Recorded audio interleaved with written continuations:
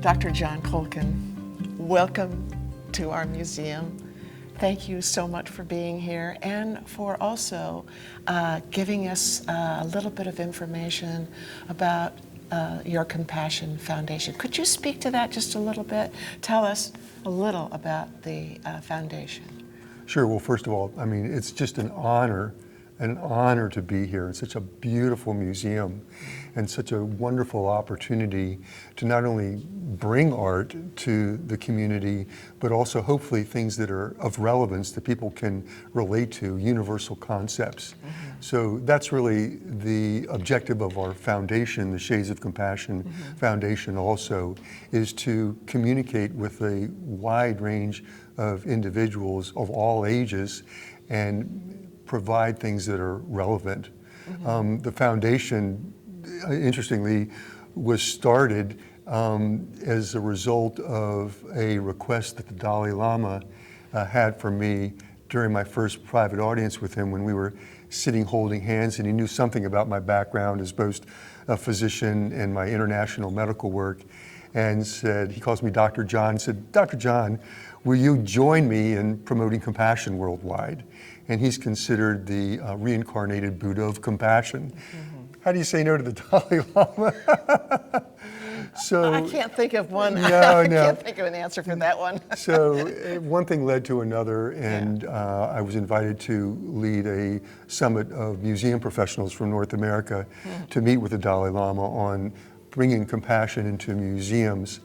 And one of the things that I had suggested to the group at that time was a traveling museum exhibition on the concept of compassion.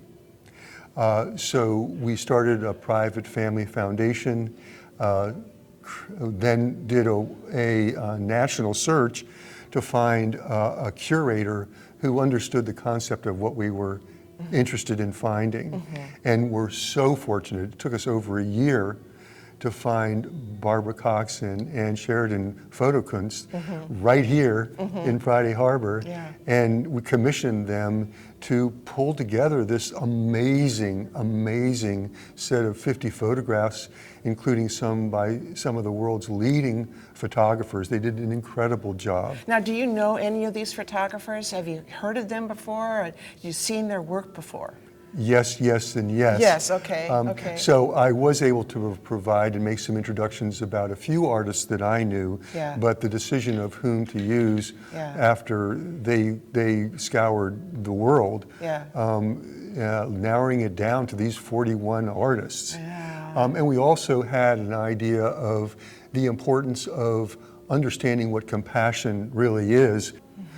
People have oftentimes the best of intentions, but if they don't have the toolkit in their back pocket of how to be effective at helping others while simultaneously being compassionate toward themselves, that balance, then despite best of intentions, things can go awry. So when we designed the exhibition, we also got consultants, some of the world's leading consultants on compassion, so that we actually motivate people in a healthy way, which is why the exhibition is designed so that at the beginning, there's the initial calming station, get people in the mood for what it is that they are wanting to be able to accomplish. And then as the exhibition goes through, compassion with humanity and self, compassion with environment, animals, the earth, and then spiritual compassion is the last one. Then at the end of all that is the action station, where people can then engage in actions that are truly effective. So even though it's somewhat of a self-guided experience, it's an open self-guided experience where people can bring what is relevant to them into the experience in the exhibition. Perhaps Barbara and Anne could come over and give us a little bit of information. Now we have to make a sandwich out of them because you got the mic, I got the mic. And so Here we go. We'll come together. Anne Anne, you come right over here. There we go. Now there we go. All right. So could you speak just a little bit about the photos that you've chosen?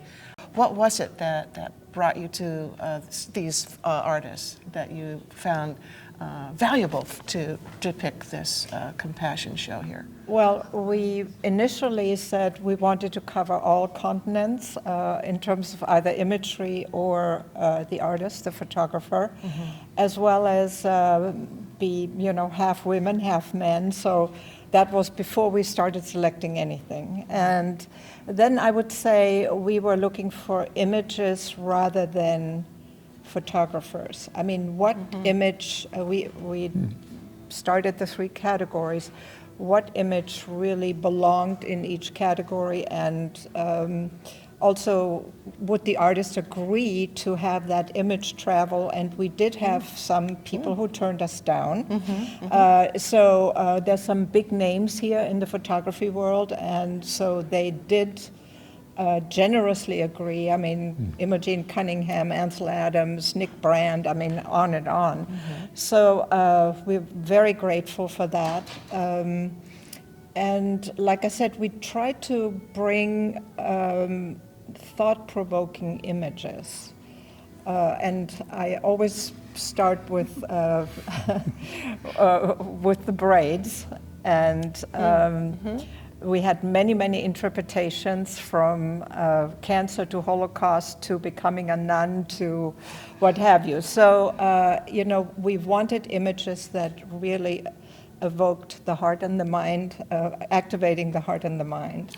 And what was your part in all this? I guess I was sort of the coordinator of the library of images and reaching out to photographers and collecting things, but also the part to me that was so rich and I really enjoyed was we drew in a number of different people into the process of reviewing the images. Like once we had collected images in a particular area, we would, have a Zoom meeting or whatever, share images back and forth, and have different people's response. Because the idea was, as Jon was talking about, is that you want to engage people. We don't want to trigger by things being, scary or overwhelming, but you want to have things that are provocative in the right way, in the sense that they, they bring up like, wow, what's going on there, and an opportunity to kind of experience a different situation than you might in normal life, and to also just kind of broaden our sense of things that we can be compassionate about, in situations that, we wouldn't encounter. So that was really interesting to get a lot of different feedback. And I think Anne touched on one important thing. We were not looking for negative images. We wanted this to be a thoughtful, positive experience. Thank you, Yeah. Barbara. Thank you, Anne. Yeah. So, just one last question, if I might. What photograph speaks the loudest to you? Wow. That's a difficult question to answer because so many of them do. Is there one or two of yours that you find particularly powerful? And it would be nice to get Anne or Barbara to even comment on that. On my choice? Yeah. I know this is supposed to be an interview of us, but Yeah. yeah, Hey, and I hate to put you on the spot. It's okay, the photographers aren't here except one. Well, the one that I've looked at the most is the child amongst the monks, and so with the hand on the head, and the boy is looking so peaceful and calm. And you don't see the adults, which I thought was very interesting. The composition of how you framed the picture. Okay. Basically, it's that child. Yeah. And the child is held. Yeah. Even though there's just a hand on the head, it's being held. Sure. Well, I can explain that one, and so just so everyone knows, I didn't pay you to say that. That happens to be one of my photographs. And in fact, I said to Barbara when we first commissioned her, maybe you don't feel like you have to put any of my photographs in there. Okay. But I've been working on this Inner Harmony series for over 13 years. A lot of my international medical volunteer work is throughout Asia. I've been there 26 times. But that particular image, I was living at a monastery, And this young boy, the day before, we were all horsing around and they were playing cricket and he's rolling around on the ground and everything. So they already know me. I'm living at a monastery or a nunnery for an extended period of time. And so this was the next day at a puja ceremony, which is an all-day religious gathering. And the idea here is that throughout Asia, only a close family member, the piece is called Nurtured, and only a close family member would dare put their hand on the head of a child. That's a sacred place. So the day before, I happened to be with one of the senior monks who had invited me into his private quarters, and I was sitting and naively asking him about his family. They usually enter the monkhood, they can start at about age 6, and clearly after a while he was not talking about his biological family, he was talking about the monks that had raised him. So this particular image, to have a hand on the top of his head, and then with his hand grabbing fingers, like anyone that's had a young child knows, is that close bond, that connection. It kind of it changed my view of how we view family. So I hope one of the things that people might get out of this exhibition is just the concept of that we're all in this together, we're all family. People may look different, but everybody wants to be happy. And everybody cares about family, but we have to do it together. It's not this person or that person, it's the summation of everybody's efforts to lift up all of us together. And it helps those that we're being compassionate toward, and also helps us individually. So that's where that photograph comes from. That's the backstory on that one. Could you speak just a little bit to the baggage that someone brings into the show, and how do you drop that baggage and then have the shades of compassion touch your life? Step number one is being present and truly focused. So that's why at the beginning we have the calming station.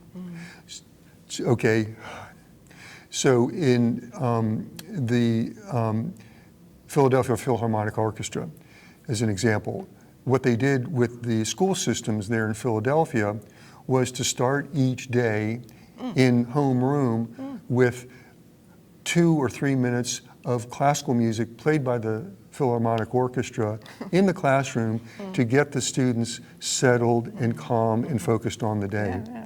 And they've found through the research that that really does make a difference for people. So step number one when coming into the exhibition is hopefully to get to that point of focus, take a breath, which the initial pause station asks people to do. So then feel your emotions and just let them calm down.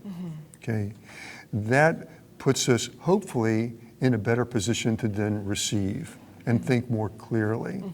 So the exhibition's intention is to do that, and then the questions asked at the pause stations help us maybe to take away some of our biases.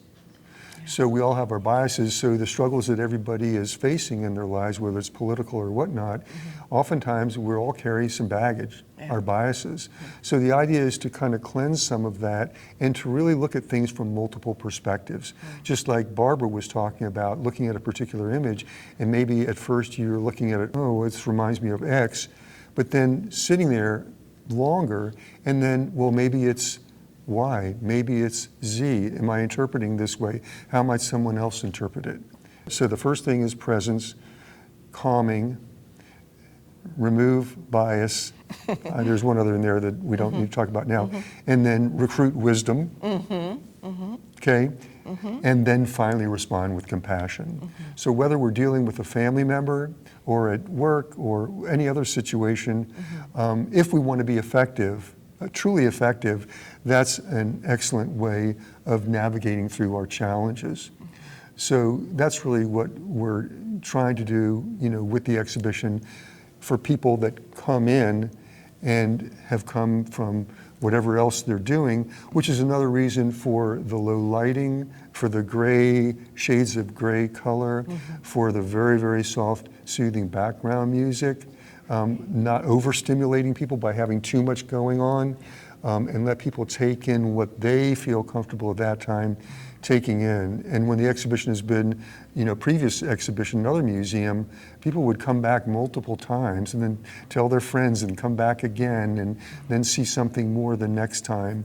So life is really not about, 5-second sound bites. It's about really being present and really being focused and really smelling the roses, And you have a wonderful situation here in the islands where there's so many roses out there, and it's just a matter of smelling them. Jon, thank you so much. It's just been wonderful. It's just been great. Thank you so much. My and pleasure. Thank you also to Barbara and Anne for their beautiful eye that they've got and the selections of photographs. And for your presence here, thank you. You're welcome.